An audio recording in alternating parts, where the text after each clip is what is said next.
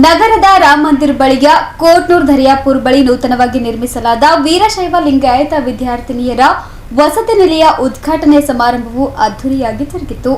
ಅಖಿಲ ಭಾರತ ವೀರಶೈವ ಲಿಂಗಾಯತ ಮಹಾಸಭಾ ಜಿಲ್ಲಾ ಘಟಕದ ವತಿಯಿಂದ ನಗರದ ರಾಮ ಮಂದಿರದ ಬಳಿಯ ಕೋಟ್ನೂರ್ ದರಿಯಾಪುರ ಬಳಿ ನೂತನವಾಗಿ ನಿರ್ಮಿಸಲಾದ ವೀರಶೈವ ಲಿಂಗಾಯತ ವಿದ್ಯಾರ್ಥಿನಿಯರ ವಸತಿ ನಿಲಯವನ್ನು ಅರಣ್ಯ ಸಚಿವ ಈಶ್ವರ್ ಖಂಡ್ರೆ ಅವರು ಉದ್ಘಾಟಿಸಿ ಮಾತನಾಡಿದರು.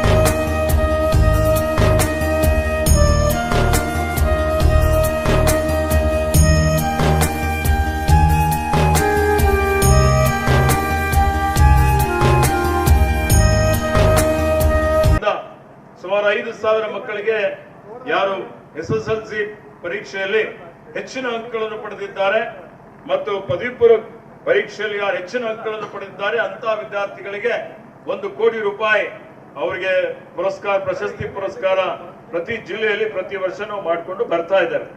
ಮಾಡುವಂಥದ್ದು ಬಹಳ ಇದೆ. ಇವತ್ತು ಆ ನಿಟ್ಟಿನಲ್ಲಿ ಕಲಬುರಗಿಯಲ್ಲಿ ಹಿಂದೆ ದಿವಂಗತ DV ಪಾಟೀಲ್ ಅವರು ಇದ್ದರು. ಇವತ್ತು ಅವರು ನಮ್ಮ ಮಧ್ಯದಲ್ಲಿಲ್ಲ, ಬಹಳಷ್ಟು ಹೋರಾಟ ಮಾಡಿದ್ದಾರೆ. ಶ್ರೀಶೈಲ್ ಗುಳಿ ಅವರಿದ್ದಾರೆ, ಕಲ್ಯಾಣಪ್ಪ ಅವರಿದ್ದಾರೆ, ಅರುಣ್ ಪಾಟೀಲ್ ಅವರು ಇದ್ರು. ಆ ಸಮಯದಲ್ಲಿ ನಿವೇಶನ ತೆಗೆದುಕೊಂಡ ನಂತರ ಕಟ್ಟಡ ಇನ್ನೂ ಪ್ರಾರಂಭ ಆಗಿರಲಿಲ್ಲ. ಅಂತ ಒಂದು ಸನ್ನಿವೇಶದಲ್ಲಿ ಶರಣು ಮೋದಿ ಅವರ ಅಧ್ಯಕ್ಷರಾದ ಮೇಲೆ ಇಲ್ಲಿ ಕಲಬುರಗಿಯಲ್ಲಿ ಒಂದು ವಿದ್ಯಾರ್ಥಿ ನಿಲಯ ಮಾಡಲೇಬೇಕು ಅಂತ ಹೇಳಿ ತೀರ್ಮಾನ ಮಾಡಿ ಪ್ರಾರಂಭ ಮಾಡಿದಾಗ, ಪ್ರಾರಂಭ ಮಾಡುವಂತ ಸಂದರ್ಭದಲ್ಲಿ ಅನೇಕ ಅಡೆತಡೆಗಳು ಬರ್ತವೆ, ಅನೇಕ ಸಮಸ್ಯೆಗಳು ಬರ್ತವೆ. ಇವತ್ತು ಬಂದಂತಹ ಸಂದರ್ಭದಲ್ಲೂ ಅನೇಕ ಜನ ದೇಣಿಗೆ ಕೊಟ್ಟಿದ್ದಾರೆ. ಇವತ್ತು ಸುಮಾರು ಶಾಸಕರು, ಮಾಜಿ ಶಾಸಕರು ಎಲ್ಲ ಪಕ್ಷಾತೀತವಾಗಿ ಸಹಕಾರ ಮಾಡಿದ್ದಾರೆ, ಸಂಘ ಸಂಸ್ಥೆಗಳು ಸಹಕಾರ ಮಾಡಿದ್ದಾರೆ. ನಾನು ಅದರ ಬಗ್ಗೆ ಯಾರ್ಯಾರು ದೇಣಿಗೆ ಕೊಟ್ಟಿದ್ದಾರೆ, ಯಾರ್ಯಾರು ಸಹಕಾರ ಮಾಡಿದ್ದಾರೆ ಅವರಿಗೆ ಅಖಿಲ ಭಾರತ ಲಿಂಗಾಯತ ವೀರಶೈವ ಮಹಾಸಭೆ ಪರವಾಗಿ ಆರ್ಥಿಕ ಅಭಿನಂದನೆ ಮತ್ತು ಕೃತಜ್ಞತೆಯನ್ನು ಸಲ್ಲಿಸ್ತಾರೆ. ಇವತ್ತು ಈ ಕಟ್ಟಡ ಇಷ್ಟೊಂದು ಮಟ್ಟದಲ್ಲಿ ಗುಣಮಟ್ಟದ ಕಟ್ಟಡ ಆಗಿದೆ. ಇಲ್ಲಿ ಇವತ್ತು ಉದ್ಘಾಟನೆ ಮಾಡ್ತಾ ಇದ್ದೇವೆ. 37 ಕೋಣೆಗಳು ಈಗಾಗಲೇ ಪೂರ್ಣಗೊಂಡಿದ್ದಾವೆ. ಅದರಲ್ಲಿ 103 ವಿದ್ಯಾರ್ಥಿನಿಯರಿಗೆ ನಾವು ಪ್ರವೇಶ ಕೊಡ್ಲಿಕ್ಕೆ ಸಾಧ್ಯ ಇದೆ. ಇನ್ನು ಸುಮಾರು 13-14 ಕೋಣೆಗಳು ಆಗ್ಬೇಕಾಗಿದೆ. ಅದಾದ್ರೆ 150 ವಿದ್ಯಾರ್ಥಿನಿಯರಿಗೆ ನಾವು ಅವಕಾಶ ಇಲ್ಲಿ ಕೊಡಬಹುದಾಗಿದೆ. 3.5 ಕೋಟಿ ರೂಪಾಯಿ ಖರ್ಚಾಗಿದೆ. ಈ ಸಂದರ್ಭದಲ್ಲಿ ಇದಕ್ಕೆ ಮುಖ್ಯವಾದಂತ ಒಂದು ಸಮಯ ಕೊಟ್ಟು ಪರಿಶ್ರಮ ಮಾಡಿ ಯಾರಾದ್ರೂ ಒಬ್ರು ಬೇಕಲ್ಲ, ಯಾರಾದ್ರೂ ಒಬ್ರು ಜವಾಬ್ದಾರಿ ತೆಗೆದುಕೊಂಡ್ರೆ ಮಾತ್ರ ಸಮಾಜದ ಕೆಲಸ ಕಾರ್ಯಗಳು ಆಗ್ತಾವಿಲ್ಲದ್ರೆ ಆಗೋದಿಲ್ಲ. ನಾವೆಲ್ಲ ವಿನಂತಿ ಮಾಡಿದಾಗ ಮಾನ್ಯ ಇವತ್ತು ಶರಣಬಸಪ್ಪ ದರ್ಶನಾಪುರ ಅವರು ನಾನು ಮುಂದೆ ನಿಂತು ಜವಾಬ್ದಾರಿ ತೆಗೆದುಕೊಂಡು ಈ ಒಂದು ಕಟ್ಟಡ ನಿರ್ಮಾಣ ಕಾರ್ಯ ಅವರ ಒಂದು ನೇತೃತ್ವದಲ್ಲಿ, ಅವರ ಒಂದು ಮೇಲ್ವಿಚಾರಣೆಯಲ್ಲಿ ಇವತ್ತು ಪ್ರಾರಂಭ ಆಗಿ ಬಹಳ ಅತ್ಯಂತ ಪಾರದರ್ಶಕವಾಗಿ, ಅತ್ಯಂತ ಎಲ್ಲರ ಜೊತೆಯಲ್ಲಿ ಸಂಪರ್ಕ ಮಾಡಿ ಕಾಲಕ್ಕೆ ಮಾರ್ಗದರ್ಶನ ಕೊಟ್ಟು ಅವರು ಮತ್ತು ಶರಣು ಮೋದಿ ಅವರ ತಂಡದವರೆಲ್ಲರೂ ಸೇರಿ ಇವತ್ತು, ಯಾಕೆಂದ್ರೆ ಒಂದು ಮನೆ ಕಟ್ಟಲಿಕ್ಕೂ ಬಹಳಷ್ಟು ಕಷ್ಟ ಆಗ್ತದೆ, ನಿಮ್ಗೆಲ್ಲ ಅನುಭವ ಇದೆ. ಅದೇ ರೀತಿಯಲ್ಲಿ ಒಂದು ಸಾರ್ವಜನಿಕವಾಗಿ ಸಮಾಜದ ಕಡೆಯಿಂದ ಒಂದು ವಸತಿ ನಿಲಯ ಮಾಡಬೇಕು ಅಂತ ಹೇಳಿದ್ರೆ ಬಹಳಷ್ಟು ಸಮಸ್ಯೆಗಳು ಬರ್ತವೆ. ಅವೆಲ್ಲ ಸಮಸ್ಯೆಗಳನ್ನು, ಟೀಕೆ ಟಿಪ್ಪಣಿಗಳನ್ನು ಎಲ್ಲವನ್ನೂ ಎದುರಿಸಿ ಶರಣು ಮೋದಿಯವರು ಮತ್ತು ಶರಣಬಸಪ್ಪ ದರ್ಶನಾಪುರ ಅವರು ಏನು ಜವಾಬ್ದಾರಿ ತೆಗೆದುಕೊಂಡು ಮಾಡಿದ್ದಾರೆ, ಅದಕ್ಕೆ ಅವರಿಗೆ ಕೋಟಿ ಕೋಟಿ ಧನ್ಯವಾದಗಳು ಅಂತ ಹೇಳಿ ನಾನು ಮಾತನಾಡ್ತಿದ್ದಾರೆ. ಆತ್ಮೀಯ ಬಂಧುಗಳೇ, ಕಟ್ಟಡ ಆಗಿದೆ. ಈಗ ಕಟ್ಟಡ ನಿರ್ವಹಣೆ ಮಾಡುವಂಥದ್ದು ಒಂದು ಒಳ್ಳೆ ರೀತಿಯಿಂದ, ಯಾವುದೇ ಉತ್ತಮವಾದಂತಹ ನಿವೃತ್ತರಿದ್ದಂಥವರು, ಯಾರ ಆಸಕ್ತಿ ಉಳ್ಳಂತವರು ಸಮಾಜದ ಸೇವೆ ಮಾಡ್ತಾರೆ, ಮಹಿಳೆಯರು ಇರಬೇಕು. ಅದಕ್ಕೆ ಮಹಿಳಾ ಕಟ್ಟಡ ಇದೆ, ಅದಕ್ಕೆ ಅದರ ಅವರಿಗೆ ಸುರಕ್ಷತೆ ಕೊಡಬೇಕಾಗ್ತದೆ. ಮತ್ತೆ ಇದನ್ನು ಯಾರು ಪದವಿ ಮಾಡ್ಲಿಕ್ಕೆ ಬರ್ತಾರೆ, ಉದ್ದೇಶ ಏನಿದೆಯಪ್ಪ ಅಂತ ಹೇಳಿದ್ರೆ ನಮ್ಮ ಮಕ್ಕಳು, ಅದರಲ್ಲಿ ಏನು ವಿದ್ಯಾರ್ಥಿನಿಯರಿದ್ದಾರೆ ಅವರಿಗೆ ಉನ್ನತ ಶಿಕ್ಷಣ ಮಾಡುವಂಥದ್ದೇ ಬಹಳ ಅಪರೂಪ. ಮನೆಯಲ್ಲಿ ಅವರ ನಮ್ಮ ತಂದೆ ತಾಯಿಗಳು ಕಳಿಸೋದಿಲ್ಲ. ಎಲ್ಲಿ ಗುಲ್ಬರ್ಗಾಗೆ ಕಲಬುರಗಿ ಕಳಿಸ್ಬೇಕು, ಎಲ್ಲಿ ಬೆಂಗಳೂರಿಗೆ ಕಳಿಸ್ಬೇಕು, ಬೇರೆ ಬೇರೆ ಕಳಿಸಿದ್ರೆ ಅವರ ಸುರಕ್ಷತೆ ಇರುತ್ತೋ ಇಲ್ಲೋ ಆತಂಕದಲ್ಲಿರ್ತಾರೆ. ಹೀಗಾಗಿ ಅವರಿಗೆ ಆ ಮಕ್ಕಳಿಗೆ ವಿದ್ಯಾಭ್ಯಾಸ ಕೊಡಬೇಕು.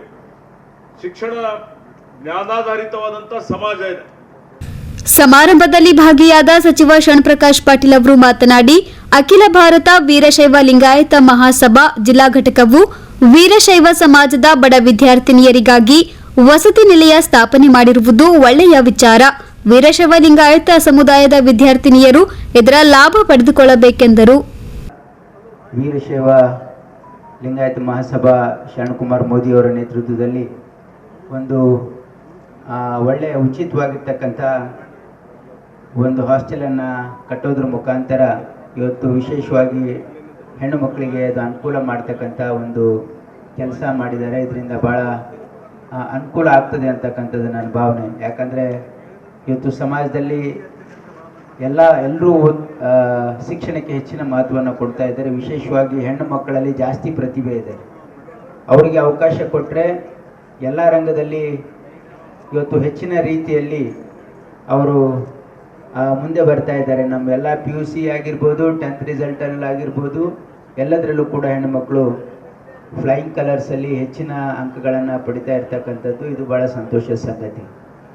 ಯಾಕಂದರೆ ಹೆಣ್ಣು ಮಕ್ಕಳಿಗೆ ಸಮಾನ ಅವಕಾಶ ಇವತ್ತು 12ನೇ ಶತಮಾನದ ಬಸವಾದಿ ಶರಣರ ಪರಿಕಲ್ಪನೆ ಅದು.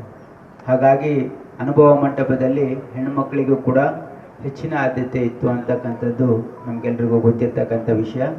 ಹಾಗಾಗಿ ಇಲ್ಲಿ ಒಂದು ಹೆಣ್ಣು ಮಕ್ಕಳ ಒಂದು ಹಾಸ್ಟೆಲ್ ಕಟ್ಟಿರ್ತಕ್ಕಂಥದ್ದು ಔಚಿತ್ಯ ಇದೆ ಅಂತಕ್ಕಂಥ ಭಾವನೆಯೊಂದಿಗೆ ಇಲ್ಲಿ ಇದನ್ನು ಉಚಿತವಾಗಿ ಅವರಿಗೆ ದಾಸೋಹ ಕೂಡ ನಡೆಸ್ತಕ್ಕಂಥ ಅವಶ್ಯಕತೆ ಇದೆ. ಯಾಕಂದರೆ ನಮ್ಮ ಕಾಯಕ ದಾಸೋಹ ಸಂಸ್ಕೃತಿಯಲ್ಲಿ ದಾಸೋಹಕ್ಕೆ ಭಾಳ ಹೆಚ್ಚಿನ ಮಹತ್ವವನ್ನು ಕೊಟ್ಟಿರ್ತಕ್ಕಂಥದ್ದು ನಮ್ಮ ಶರಣರು.